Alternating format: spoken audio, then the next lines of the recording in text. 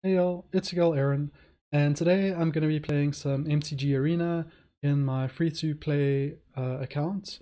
And this is the series I'm doing with free-to-play accounts where I'm going to not spend any money on this account and see how well I can do.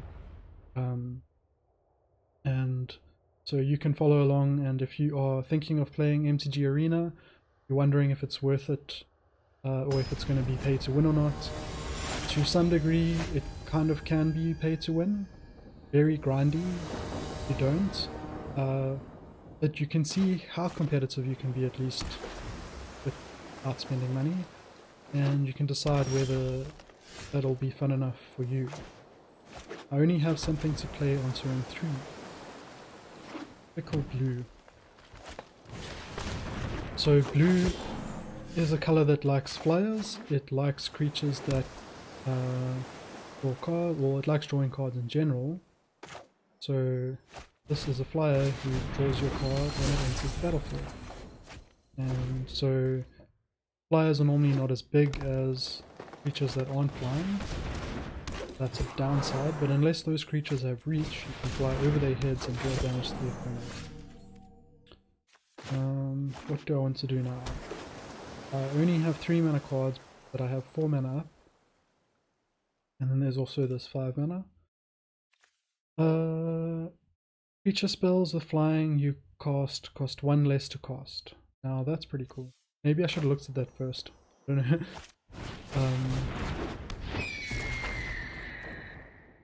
Now their creatures don't have reach and attack without worrying about.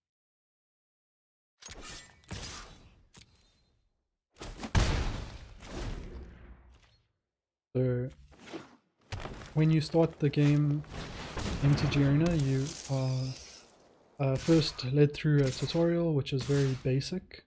I'm going to block here because I have enough toughness to survive, unless they can do it. And you do a pretty basic tutorial, and then you do these color challenges which are a little bit harder, and you basically unlocking cards. So by the time you finished all the color challenges, you should have like a fair amount of cards, enough to build a deck. They haven't made it like bad experience. Now I can either play this, which will give my creatures +1/+0, or I could play these and draw cards. I think for now I am going to play this. Let's get some attack. Playing these, they wouldn't be able to attack straight away. So this lets me attack more damage this turn. They have something with reach now. Which I should have paid attention to maybe, but it's fine.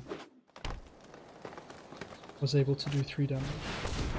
These are 9/9. Okay, well now let's see what I draw. So these have gone down to 1 blue mana each. That's interesting. So that'll be 3 mana, and I'll have more left, so I might as well keep going for now. What else I draw? An island. And I still have 4 mana, which is enough for 1 more of these. And so now I can play that. That'll give my... So I can attack again. Obviously they can block, but now everything has more than 1 toughness, so 1 power on the blocker won't be enough to kill them. These ones would be able to, but they are... And so I was able to get some decent damage in there. Now if they attack with the 9/9, I might want to block with multiple creatures to try and kill it.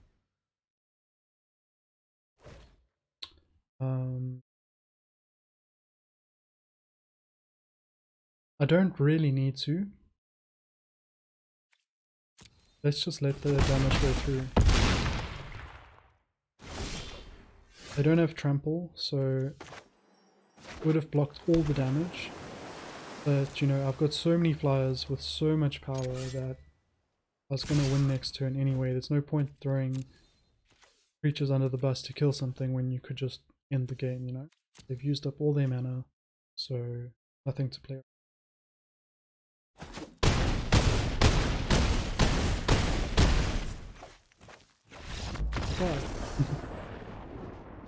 So as you can see, the color challenges are still pretty simple. You're not playing against the most difficult cards. Obviously, playing against AI is a lot easier than humans. And you can play, I'll play a few bot matches after doing the color challenges, so you can see what the bot matches are like as well. That's a good way to practice if you're not confident enough to play against other people yet. But I encourage you to try playing against other people as well, because, you know, it is fun knowing that it's someone else, you know, thinking and trying to, you know, best you. It just makes it a little bit more fun, to me at least. Cool, so now we are getting blue cards because we're playing the blue challenge, and we have flyers. Everything can fly. You do get quite a few blue cards that don't fly, but I think they're trying to show you the archetypes or the stereotypes for the colors, and so they really want to drive home the point that blue equals flying. You know, and like having lots of little creatures instead of huge big creature. Okay, so I'll play an island and I will play the Wall of Runes. When they enter the battlefield, they let me scry 1, which means you look at the top card of your deck. You can either leave it there or put it at the bottom of your deck. Now this card is the one that gives my flyers 1 less mana to cast. And you can view the battlefield with this button, by the way. I do have 2 flyers, so that will allow me to cast them for cheaper. So you know, we had that card last game. So next turn I will draw, beginning of my turn, I will get the excuse me. I'll get the Warden of Eva's Isle, and I won't be able to play it because you need 3 mana for that. But yeah, and then this card also has Defender. So play a land, you can only play 1 land each time.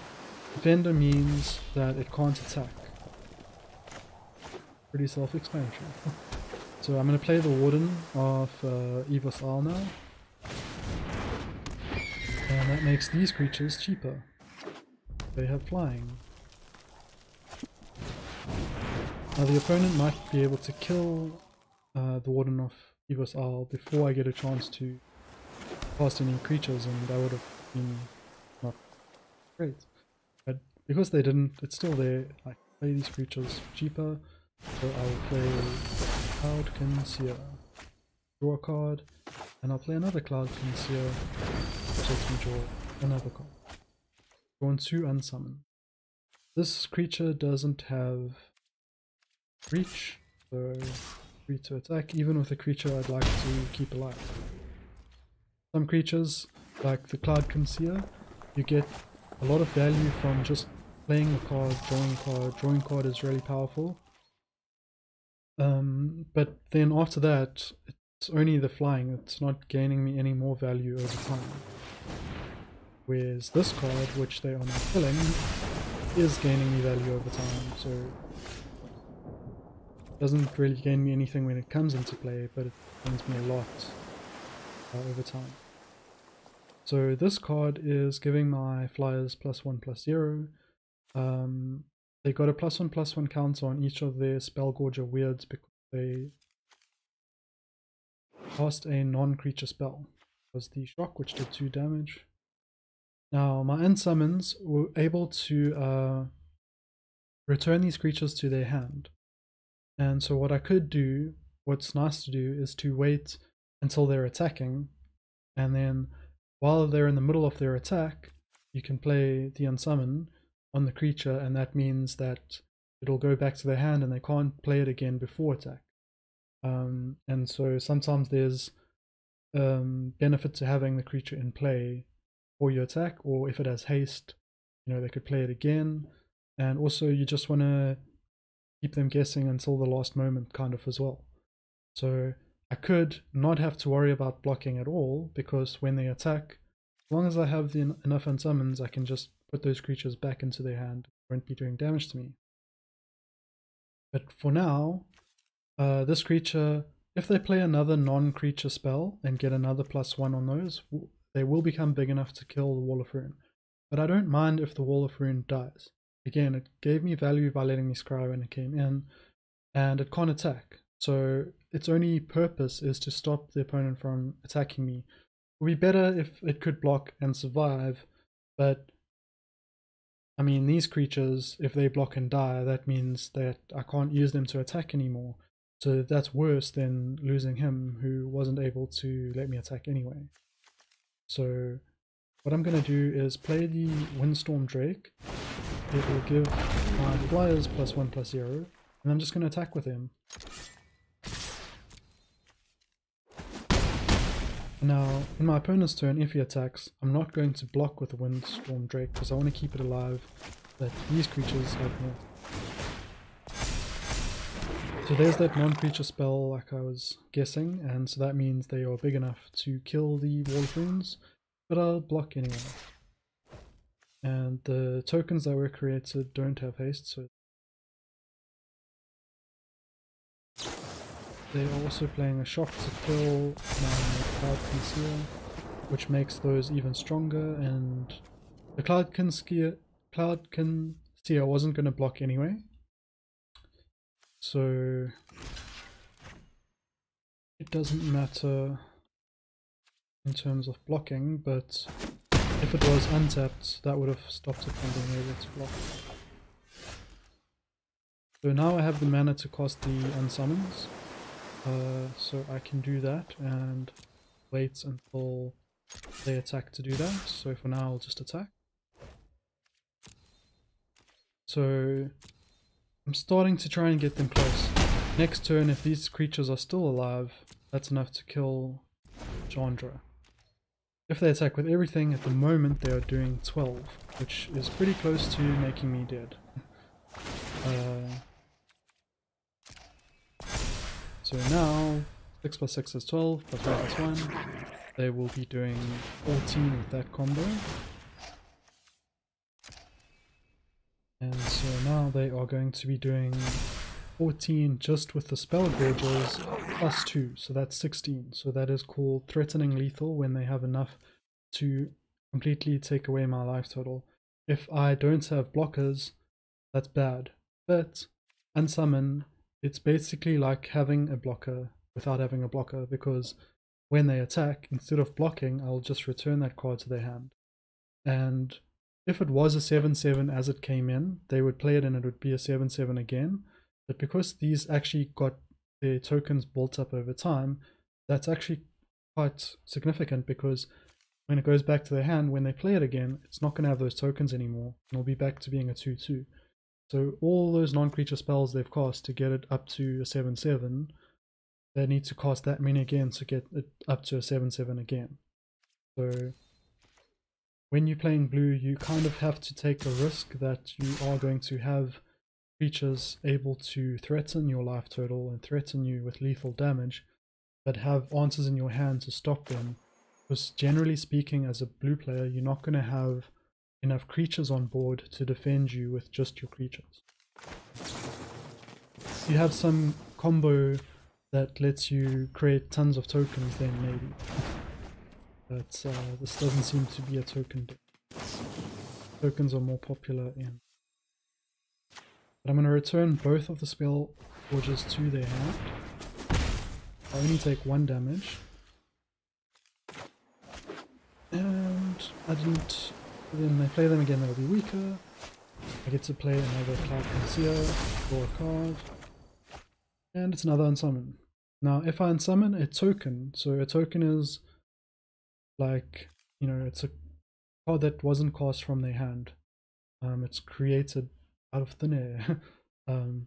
If you return a token to their hand, you can't go to their hand because you can only have cards in your hand, tokens. So it's the same as killing it, basically. Putting it in exile or whatever. It doesn't actually die or go to exile. just stops being a token, stops being there. But you can unsummon tokens like that, kill them, which is cool. But now they don't have any blockers with reach or flying, so that means my 6 attack should be enough to kill them. They have no cards, no mana ups they could use, and I know what cards they have because they only have 2 and was the one put there. So that's a victory.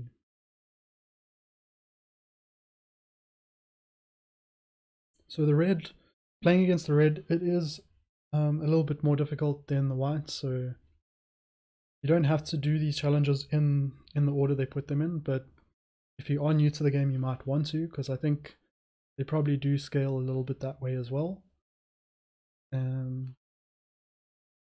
It's not to say that certain colors are more powerful than others.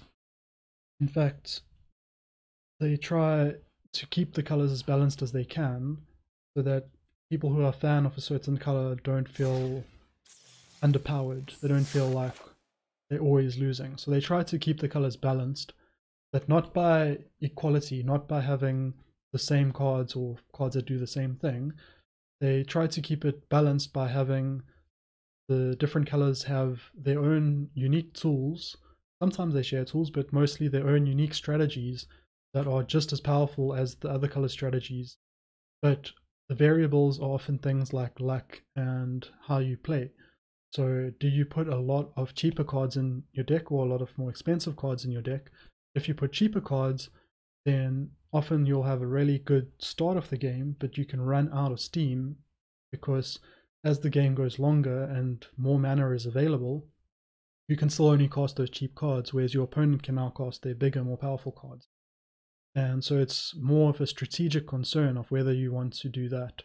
And although most colors have the ability for you to make a deck with cheaper or expensive cards, they are often stronger at one or the other.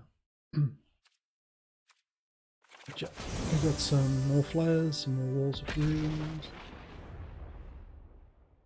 On to challenge 3. And this will be against white. Always good to be against white, I say.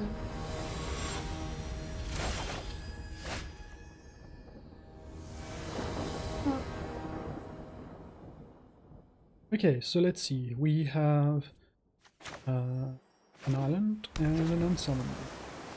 So it doesn't give you the option to mulligan in the challenges until you get to, I think you're playing a real person at the end. If you're playing against a very aggressive deck, going the first 3 turns before you play anything is not advised. Against an aggressive opponent, by the time it gets to your 3rd turn, you likely will be on like half your life. So let's play the Cloud Concealer. I could unsummon the Fencing Ace, but I didn't because I wanted to play the Cloud Concealer. I could have done it the turn before, but I didn't because I'm waiting for it to be more of a threat, which it is kind of now becoming a little bit by being able to fly. If I blocked, my creature would die and their creature wouldn't, because it has double strike, which is first strike plus normal damage. First strike happens before normal damage. Normally you would attack and deal damage to each other at the same time, but if one of them has first strike, it will do first strike damage to the other one first, and if that's enough to kill it, then that creature can't do normal damage back. Double strike is just first strike plus normal damage. If they both have first strike, then they will both attack in the first phase, and if they both have double strike, they'll both attack both. But point was, my creature doesn't have first strike, so if it can't survive that first round of damage, it dies before doing damage back, meaning their creature will survive and mine won't, which means it's not a good idea to do the block, because it costs me a card to have that creature down. And so if I'm losing it and they're not losing theirs, then I've lost a card overall. Think of it like that. Now that this creature is a little bit more of a threat though, and I have 2 unsummons, it's probably worth my time to use one of them.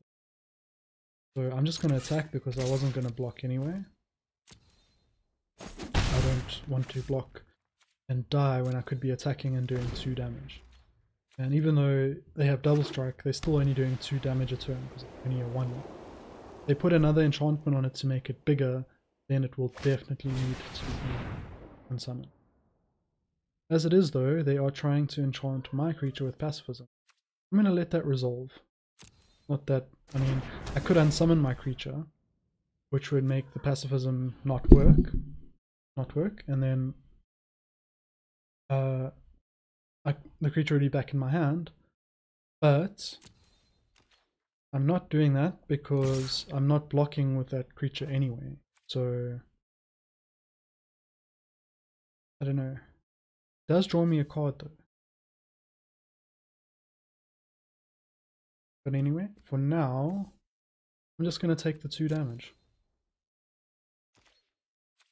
There might be bigger things to worry about later on that I need unsummons for. Right now, I'm pretty okay on 16 life.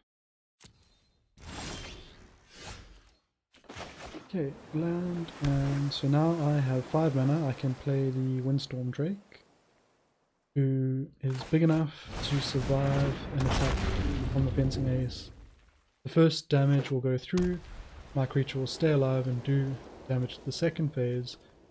The Fencing Ace will do damage at the second phase too, but it still won't be enough because my creature would still have 1 left. So they have pacified my Windstorm Drake now, and that means couldn't have blocked. Let's play a land. So when this enters the battlefield, I may return target creature and opponent controls to its owner's hand. That's probably a good idea, because if this guy dies, then he gives a token, and he'll put the token on the Fencing Ace, which will mean it's a double strike 2/2, which is a lot worse than a double strike 1/1. And with 5 toughness, can survive that. But if I... Actually, it doesn't really matter that it is flying, because all my creatures are flying, so let's return the Sentry. Also costs more mana, so for them to replay it is going to cost them more mana, means they have less mana to do other things. If they attack now, another pacifism to use. For most cases you can only have 4 of a card in your deck. For basic lands you can have any amount, and for cards that specifically say that they're breaking the rule, you can have more. I'm going to play the Cloud Concealer to draw a card. Okay, so now all I have left is unsummon. So I could unsummon another one of these and play it again to draw a card, or I could just unsummon in my opponent's turn, which I think I'm going to do.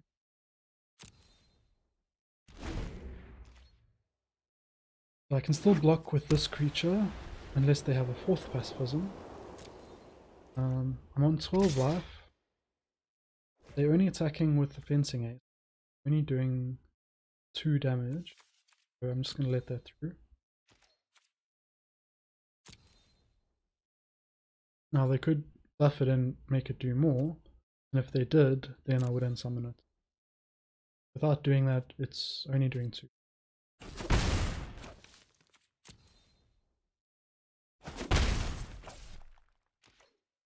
And now, at the end of their turn, is a good idea to play cards that I wanted to, while I still have mana, because it's going to untap like almost immediately now. And they can only play stuff at instant speed once it's gotten to this point. They can't play like normal creatures or sorceries. So I wanted to unsummon my Riddle Master because when I play it, it can return a creature my opponent controls to the hand. So instead of spending an unsummon on one of their creatures, I just unsummon this guy, put him back in, and then unsummon one of theirs with him. There's a lot of mana, but that's pretty cool. I guess that's pretty much it. So I could always unsummon my Cloud Concealer to draw another card though. Or actually, let me unsummon one of the ones that's pacified. Because that will allow me to play it again and it won't be pacified when I play it again. Ooh, I wanted to unsummon that one as well. We'll go.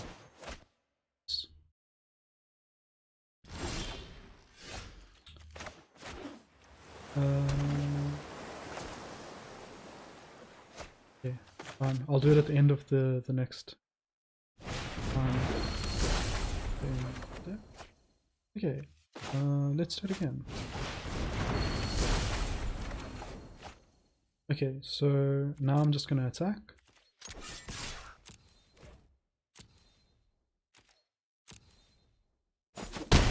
And I'll end the turn. So this card, although it's pacified, it's still giving +1/+0 to my other flyers. And so if they pump up the Fencing Ace a lot, I might want to unsummon it, but if they don't, let it through. I'm still on 8 life.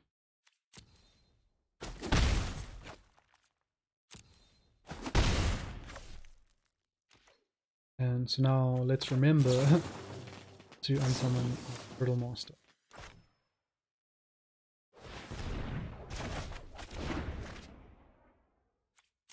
The first. Yeah, it's definitely a nice one to play, and yeah, I'm gonna return Steadfast Sentry just because it's more mana.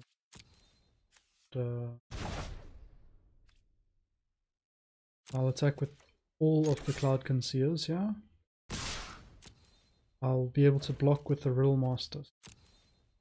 I can always block the Fencing that. If they pumped it up, it could threaten lethal. It only needs 3 more attack to be able to deal 8. But I still have some unsummons, so if they pump it up enough that I don't think blocking will help, I could always unsummon it. So yeah, blue likes to stick around with mana open and cards to play and react to what the opponent does. So yeah, I'm gonna play the air elemental and I'll attack. Now they can block with the Fencing Ace and they will kill a Cloud Concealer if they block a Cloud Concealer without dying, because of the double strike, but because I'm attacking with 4 creatures and they can only block 1 because they only have 1 flyer, 3 of them will still go through, and I think that should be enough to kill them. Because it's 6, if they blocked all of those, it'd still be 6. But then there's another 6 there. More than enough.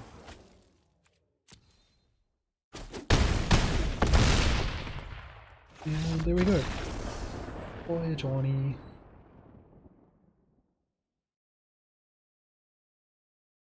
Some of the Planeswalkers are also printed, different versions of them are printed with different colors. Like you get a Johnny that has green and white instead of just white, that one. And then there are other Planeswalkers that have always been multiple colors. Planeswalkers are a cool card. Some people don't like them.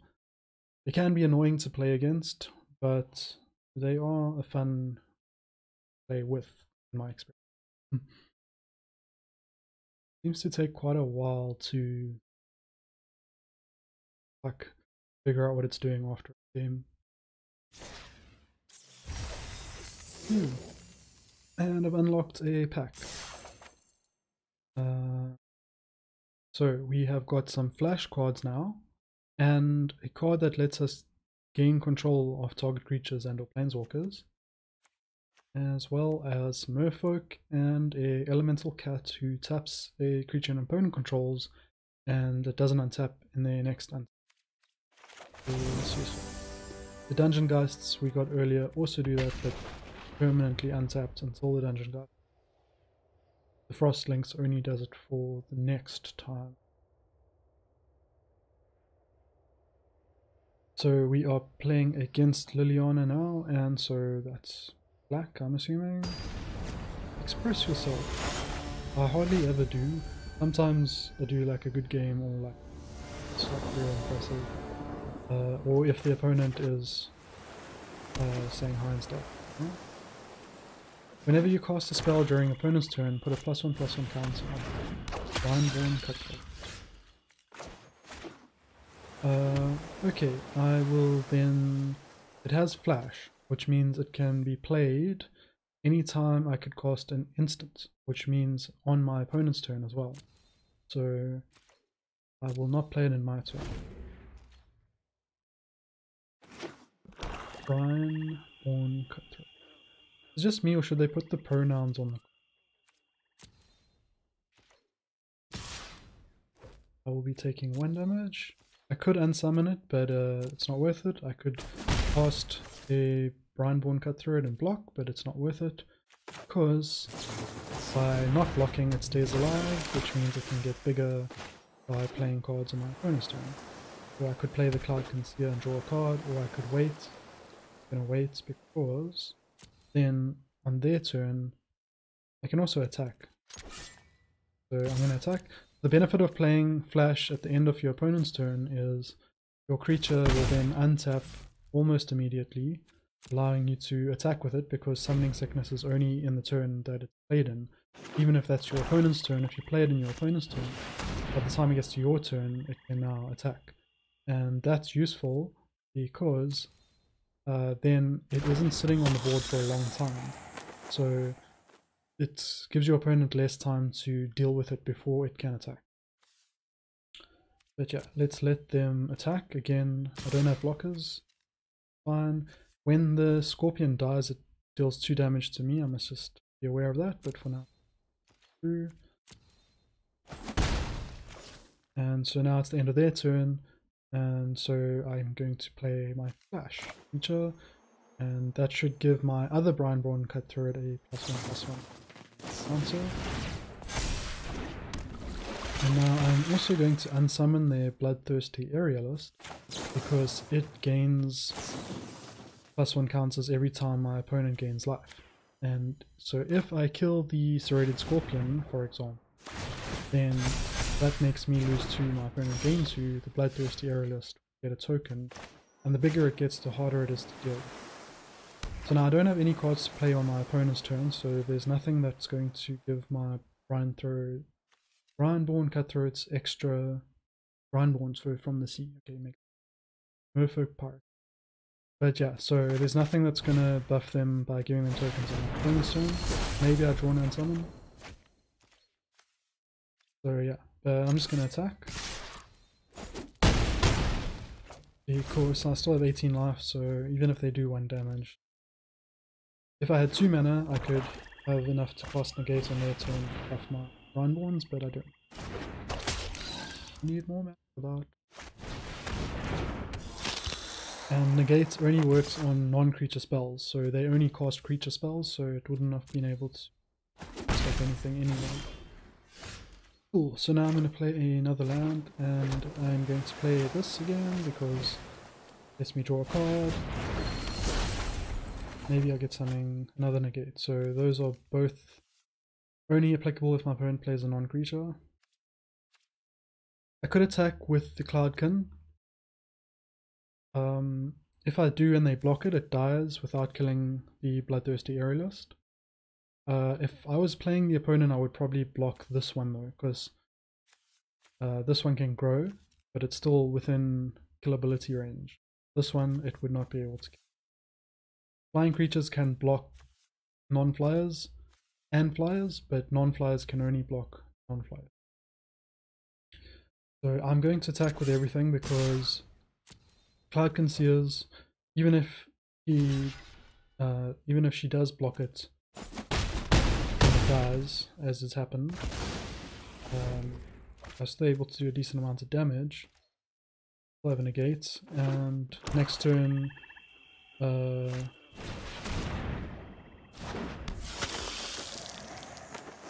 I probably won't attack, as it was. They could double block, but now they can't. And so here is a chance to play the negate. So that has to be in response to something being played. And because it's on the opponent's turn, I get +1/+1. Now, as for blocking, I'm not going to block. If they'd left all their creatures back, then when I attacked now, they could have blocked with the scorpions, which would have gained them life and kept them in the game for quite a while. But they chose to attack, so now, even though they can now still kill the Cloud Conceer, for example, even one of the others is enough to end their life.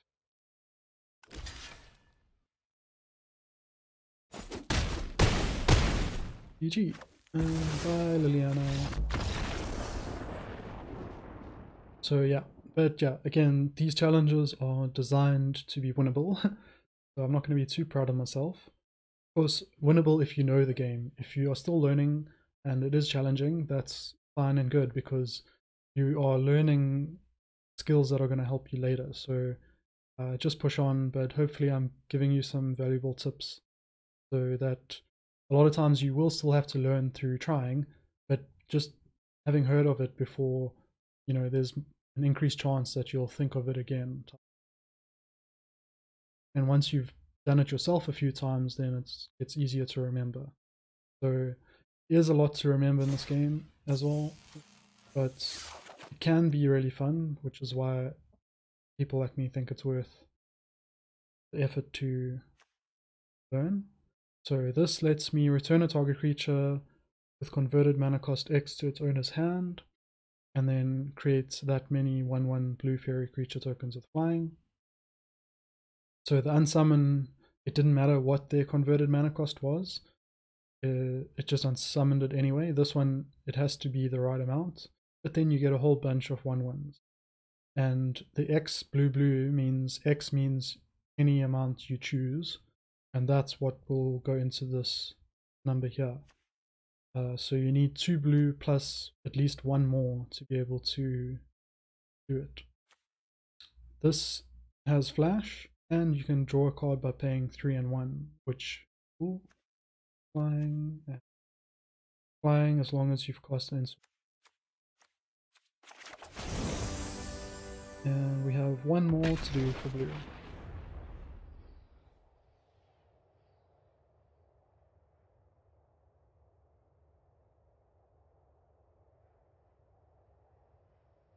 So I think you're playing against real people because there is a counter matchmaking. But I'm assuming it's people who are also doing color challenge. It's people who are doing a different challenge to the one you're doing. Okay. So now I should be able to mulligan because we are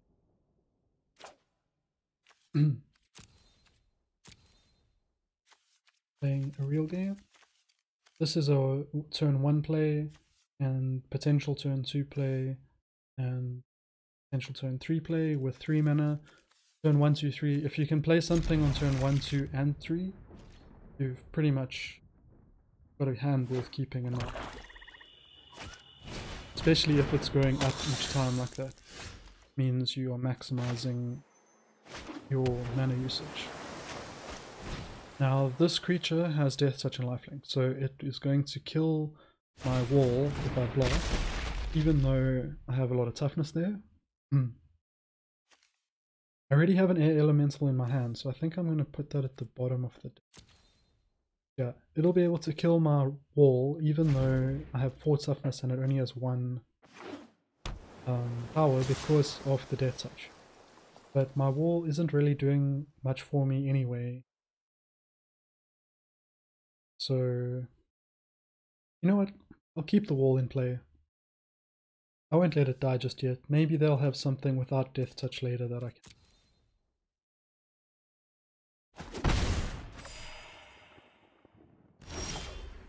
Maybe this is playing against people with mold. Anyway, I have a negate now. I don't have anything else to play on turn 2. If they play something that isn't a creature, I can stop it from resolving. And I'm gonna let that through again. I have a lot of life to spare right now, it's only doing 1. Okay, play another land. Let's make creatures with flying cheaper. So now, this would have been a turn 5 play, it becomes a turn 4 play, because this makes it cheaper. So on turn 4, with the 4th land, I can play it. And that's called ramping. You either can get more lands in play, creatures that give you more mana, or ways to make your creatures cheaper. It's basically cheating the cost, getting stuff out for a cheaper cost. Now, I could have negated that if I had enough mana, but I didn't have any mana, and so I wasn't able to negate it. So the turn to play this on turn 4 is gone. Instead, what I might be able to do though, is I could Stolen by the Fae, and instead of being the one taking the 1 damage a turn, I can be the one doing the 1 damage. So I'm going to pay 1 because 1 is the payment cost for X. It's actually going to cost 3 because the other 2 are compulsory. And I'm going to take control of that creature.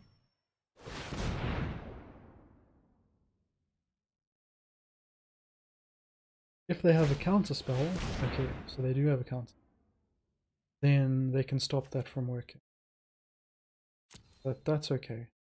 Because now they've used their counter spell, so they can't use it again on something else that I... So, turn 5, I'll play the Air Elemental. I mean, negates can't counter creatures, so unless they have other types of... The bigger the spell is, the more painful it is to get countered, because like negate costs 2 mana, and if you're casting something with 3 mana, then it's costing you more than the opponent. You both lose a card, but you've used up more of your mana in the process. And it's another island, and I'm just going to play the Air Elemental. See what happens. They might have a counter, and if they play a Disfigure, it will not kill my Air Elemental, because it has enough toughness to survive being given a mark. That's some cool art.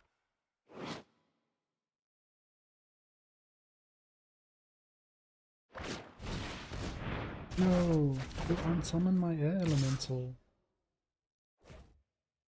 Engine of Havoc is really creating havoc here.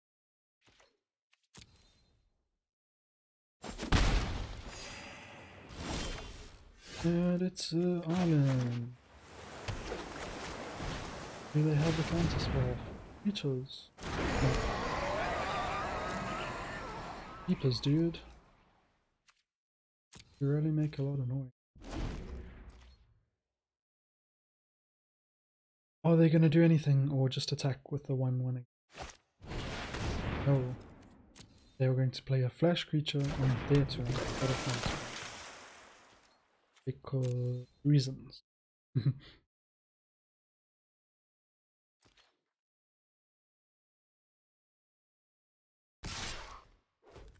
And again, I'm not blocking. I have been taking damage, but I'm still on 15. They've only gotten me a quarter of the way down so far. And I will get that. So now my wall can block the Brownborn Cutthroat next turn.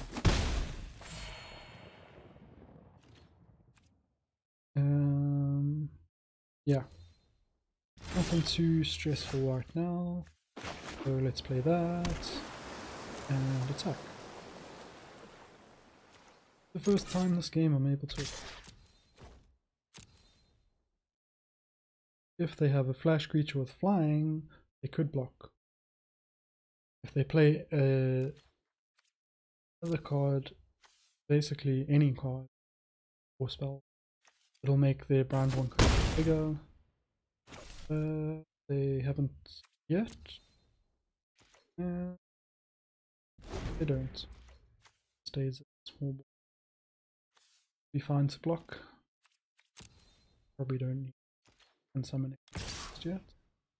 And they're not attacking. Makes sense, I guess. I mean, if they attacked with both, then I could only block once. But I've never blocked the vampire anyway, so I think they know which one I would choose. Yeah. Continue. Cool, winged words. So let's play our island. So winged words cost 1 less if I control a creature with flying, which I do. Lets me draw 2 cards. 1 card is very powerful. I might try to negate this. If they do, I can negate their negate. Ah, I did try to negate it. I'll let the Brownborn Cutthroat's trigger resolve first, and then I'll play negate. That will choose the negate to negate. I don't want to cancel my own spell. So their negate gets killed. Now they might have another negate to negate my negate, or to renegate the winged word. But instead they will unsummon.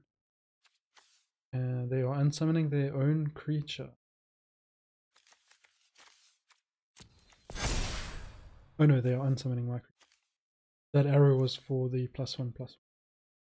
So I'm okay with them doing that, actually. Not like I can stop them. What I was really interested in was, oh, well yeah, I mean, I'm already getting the 2 cards, even though I don't have a fly anymore. And I don't have enough mana to play the air element. I can play it. Card.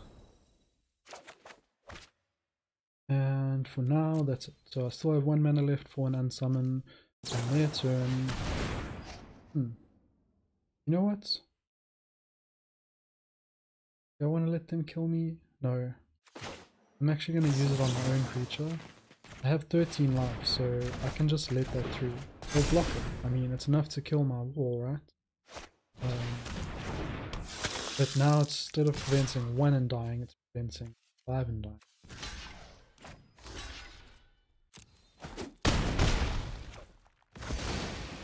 And so by doing that, I am now able to gain a card from it. But I think I am first going to play... Actually, let me play this first and draw a card and see what it gets. Another Wall of Ruin. So that'll be able to stop another 5 damage. But if I play it, then I can't play any of my 5 mana. What I'm thinking of doing is maybe basically just let me play it, but instead of blocking with it, I'm actually going to unsummon their Brownborn Cutthroat if it attacks. The Scry, drawing a card is nice, so I'll leave it on top, because even though I might want something better than that, I have a lot of mana. Even if I'm getting that, I can play it, and then I might get something better later. But at the bottom, it would be up to luck anyway. I'd still be getting the card after. They attack with the Brownborn, I will summon it, so that I don't have to use my wall just yet. And if they recast it, they'll need to play 3 more spells on my turn to get it up to big enough to that big. Or only 2 more spells to be big enough to kill the wall, but either way, I'm not going to block those guys.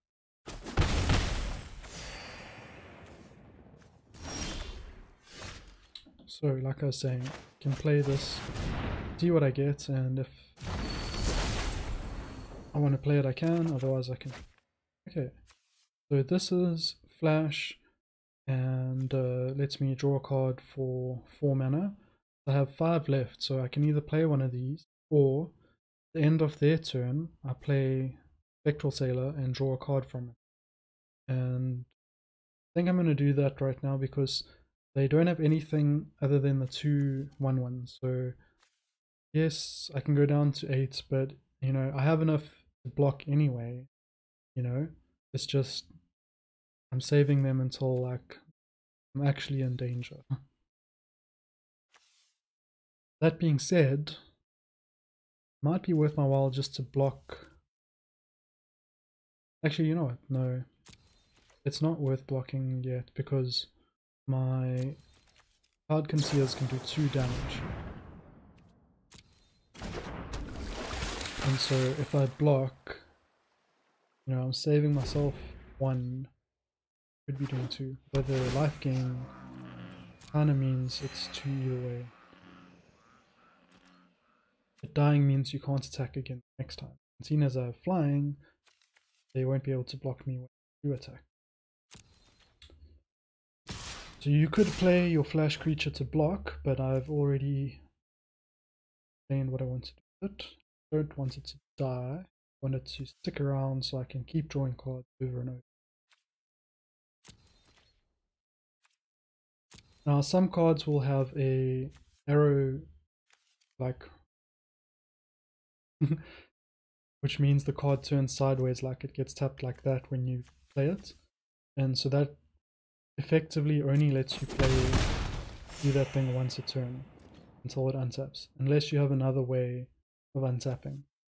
But the Spectral Sailor doesn't have a arrow like that, it's just got the semicolon or whatever, or the colon, which means it can happen over and over as long as I have whatever's on the left pay for it. So it can be more than once a turn, but right now I only have enough mana to do it once. Play that, and then I'll draw a card from it.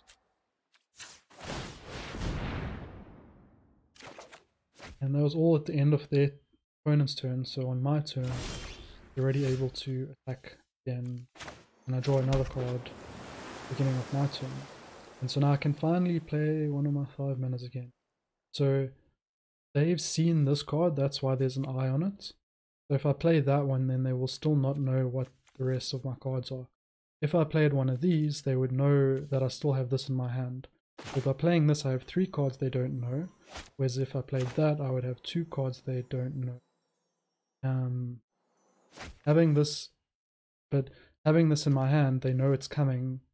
You know, it's not necessarily bad to leave it there so that they know, geez, they've got something big later as well.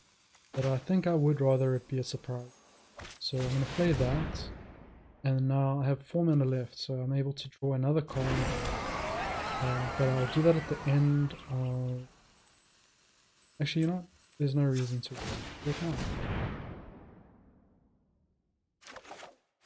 The only reason to wait might be if you're worried about your opponent having cards that let them make you discard, then having more cards in your hand, if it's one that lets them look at your cards or whatever, means they can choose from more to discard or exile or whatever. But you know, if they do want to see what's in my hand,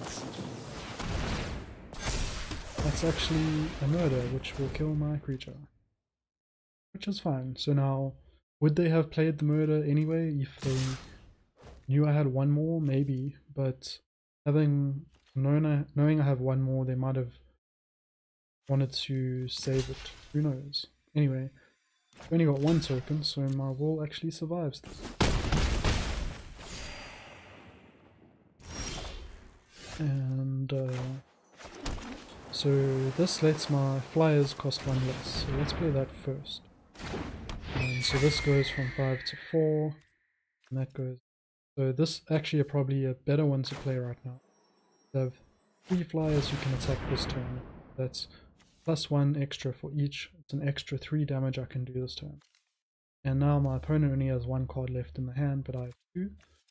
And I have more creatures than them, so I'm starting to gain control of the board. And so I'm able to start attacking and putting pressure.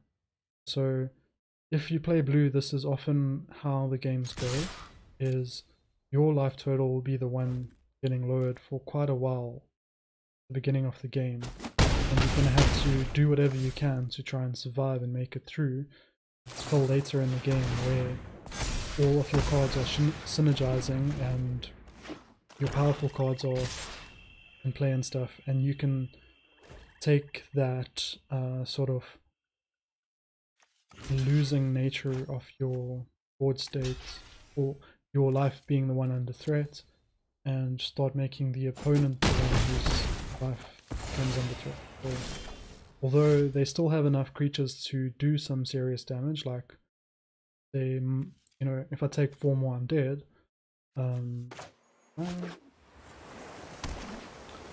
either way, attacking is still cool. Now that I have no more walls, I need to worry about that. Now, I could play this. Basically, I didn't want to block with the Windstorm Drake because it's giving my other flyers more. I could block with the Cloud Conceer. I'm just worried about dying right now. But this is a good blocker as well. So I'll play that, and then I will attack.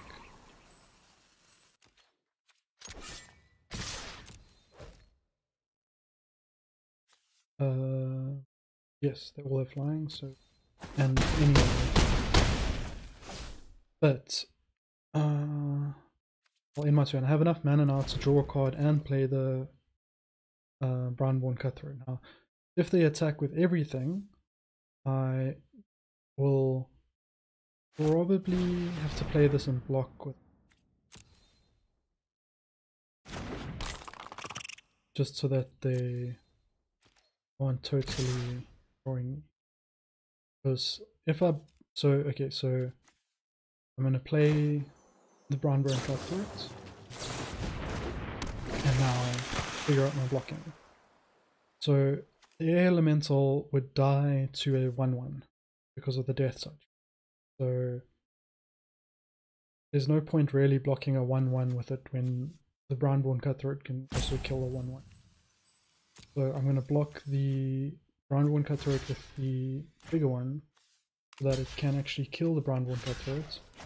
They don't have any cards to play to make it bigger, but I have 5 power, so they need to give it 3 more toughness to survive. So I'm pretty sure, you know, it's dead.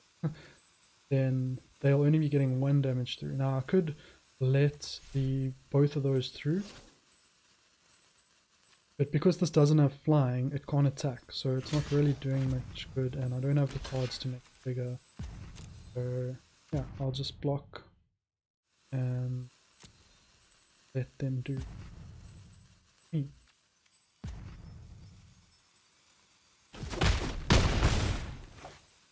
They did kill my air elemental, but now they have way less cards, and I'm also able to still draw a card.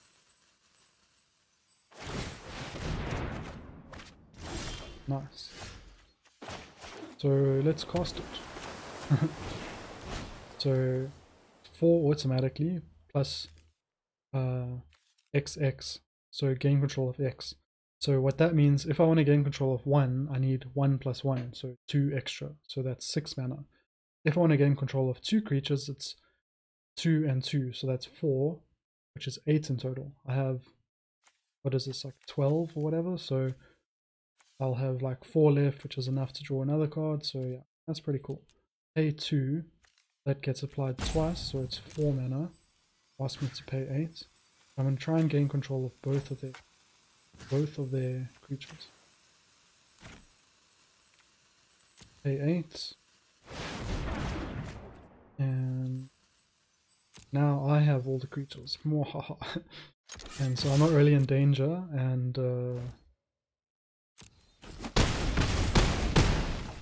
they are still alive, so they are still potentially able to do something to me. I do have a blocker now that I stole from them. And it's an unsummon, but I don't have any mana to cast it, so it doesn't help. If they had like a flash card, I might have not wanted to attack with everything because it could have, you know, came in and hurt me. But they only drew that card in their turn when basically realized that they had lost the game. Thanks for the game, Engine of Havoc. And so that'll be it for the blue color challenge today. If you enjoyed the video, please give me a like, and if you want to see more of my free-to-play series, feel free to subscribe. I'm going to be doing all of the color challenges, and then I'm going to start crafting decks and stuff and seeing how well I can do without spending any money on this account at all. So if you're interested in playing Magic the Gathering, MTG Arena in specific, and you're not sure if you want to commit any money to it, this is what you can do without using money. And basically you have two currencies in the game. There is coins and gems. Gems are what you can buy with real money, and coins are much easier to earn in game, and for cosmetic stuff you need gems, but for like drafts you need coins or gems. But coins, it's like 5,000 coins, so to get to a draft you need to earn quite a lot of coins. But anyway, that's it for blue. It doesn't tick the last one, even though I have done it, but I definitely have finished blue. And so next video I'll be doing black.